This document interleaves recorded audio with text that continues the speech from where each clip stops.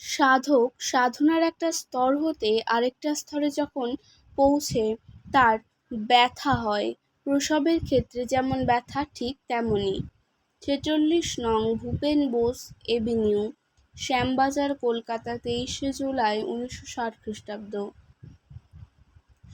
সর্বাঙ্গে অঙ্গ প্রত্যঙ্গে মূল চক্র বিদ্যমান, তাই যে কোনো অবস্থাতে যে কোনো অঙ্গ চিন্তাতে মূলকেই চিন্তা করা হয়।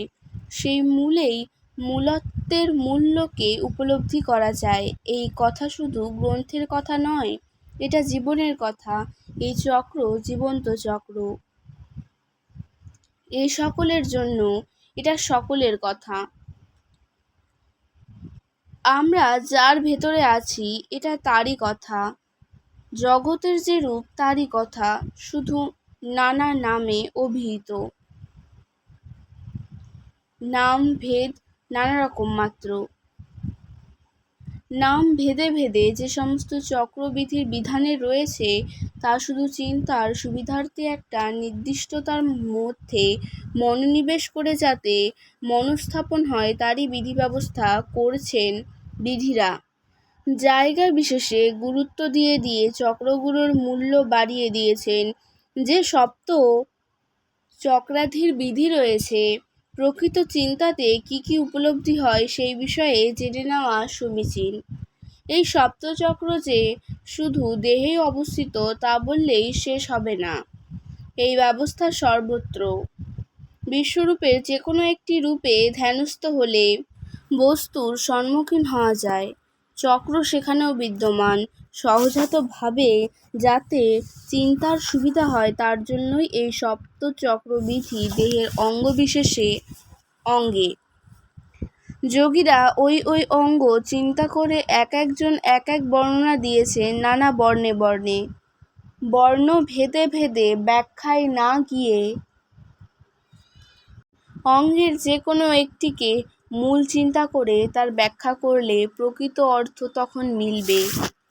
তাই মূলাধার হতে সহস্রার পর্যন্ত যে নামে অভিহিত হয়েছে তা হতে যে কোনো একটিকে নিয়ে আলোচনা করলে তার তত্ত্ব স্বাভাবিক মতে বের হয়ে পড়বে। সাধারণত মূলাধার, স্বাধিষ্ঠান, মণিপুর, অনাহত, বিশুদ্ধ, আজ্ঞা ও সহস্রার এই কয়টি নামানামির মধ্যে যোগীরা যোগ করেছেন, ধ্যানীরা ধ্যান করেছেন। বিধিদের বিধান অনুযায়ী ওইভাবে চলে আসছে। যোগীরা তো যোগ করেছেন, কিভাবে, কেমন করে, কোথা হতে সে চিন্তার সাড়া দিচ্ছে তা কি কেউ চিন্তা করেছেন? বস্তুর চিন্তা, বস্তুত্বের উপলব্ধি, তত্ত্ব বিশ্লেষণের বিশ্লেষণ কিভাবে তা সম্ভব তা চিন্তা করার সময় করে উঠতে পেরেছেন কি? আমরা হচ্ছি শাস্ত্র। প্রকৃতির সেই জীবন্ত রূপই হচ্ছে শাস্ত্র। তারই দৃষ্টান্তে প্রমাণে প্রমাণিত হয় সব। সুতরাং জাগরিত রূপই তার প্রমাণ। যেখানে প্রমাণিত হয় সেখানেই তত্ত্বের তথ্য হয়। সেই তথ্যের কথা বলা হচ্ছে। তাই সহজভাবে বুঝবার জন্য চক্র, নানা নাম ভেদে ভেদে চক্রকে বোঝানো হয়েছে। কি মূলাধার, কি স্বাধিষ্ঠান। যে সমস্ত নামে বিভক্ত রয়েছে মূলের কার্যকরী শক্তি সব নামেতেই অবস্থিত। আর বিশেষজ্ঞরা তত্ত্ব বের করার চেয়েও অর্থের যত বড় স্থান দিয়েছেন সে অর্থবোধেই ওই চক্রগুলোকে চিন্তা করতে সহযোগিতা করেছেন।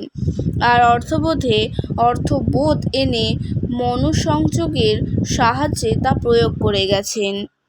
তত্ত্ব সম্পর্কে জানা থাকলে জীবনের অধিকাংশ জিনিসের সব কিছু সমাধান হয়ে যায় এবং চিন্তার সম্পর্কে সুবিধা হয়।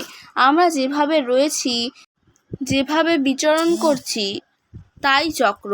ওই চক্র চক্রধারীর চক্র নয়।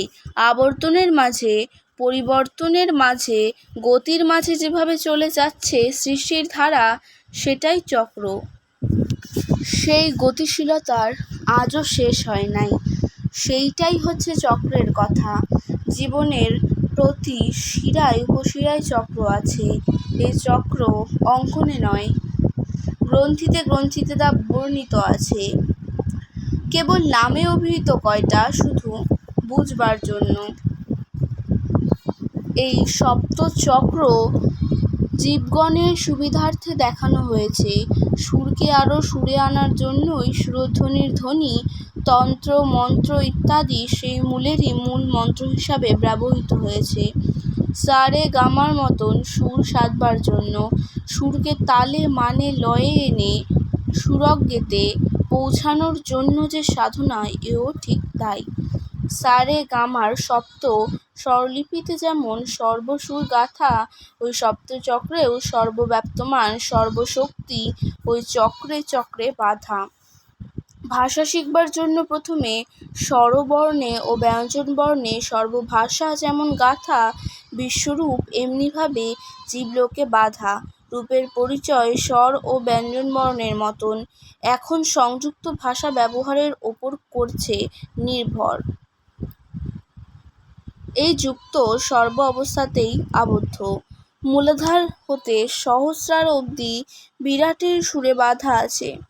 বিশ্লেষণে তার আদি অন্ত বের হয়ে আসবে।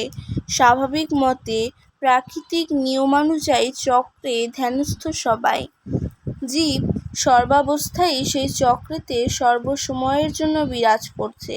আমাদের জীবনের মানচিত্রও একটি চক্র। হোমে চক্র আছে, যাগযজ্ঞে চক্র আছে, কঙ্কাল একটি চক্র, বীজ, গাছ, ফুল, ফল, জল, বাতাস সব এক একটি চক্র। আমরাও তেমনি এক একটি চক্র। খাদ্য, রক্ত তেমনি এক একটি চক্র। যেভাবে আমরা গড়ে উঠেছি সেটাই জানবার, সেই ভিত্তিটাই জানা দরকার, যেই ভিত্তি হতে আমরা এসেছি। আজকের তত্ত্ব ও আলোচনা আমি এখানে শেষ করছি। দেখা হচ্ছে পরের ভিডিওতে। ভালো থাকবেন, সুস্থ থাকবেন। রাম ও নারায়ণ রাম। প্রতিদিন এরকম নতুন নতুন ভিডিও দেখতে হলে আমার চ্যানেলটিকে সাবস্ক্রাইব করবেন এবং পাশে থাকা বেল আইকনটি প্রেস করবেন। ভালো লাগলে অবশ্যই লাইক, কমেন্ট, শেয়ার করবেন। ধন্যবাদ।